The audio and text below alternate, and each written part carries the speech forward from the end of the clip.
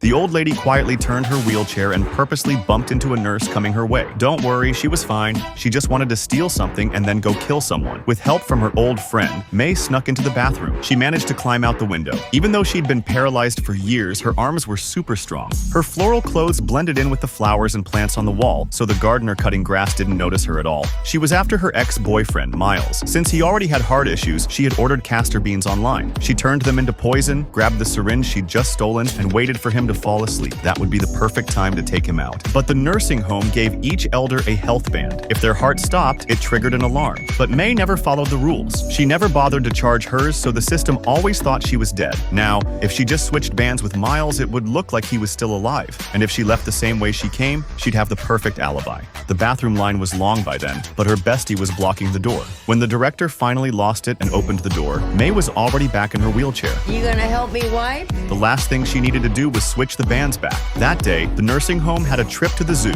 May and her friend quietly slipped away from the group and found a quiet corner with no one around.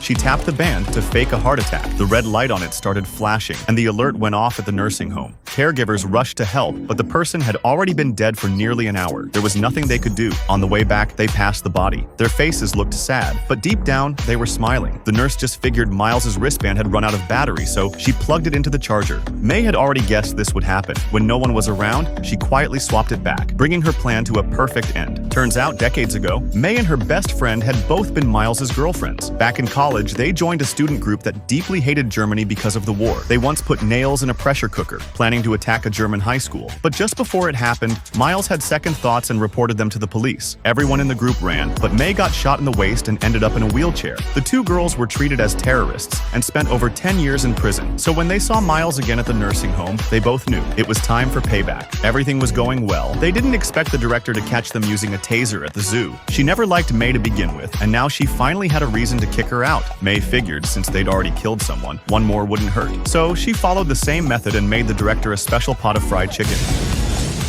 Turns out, old people didn't turn bad. Bad people just got old.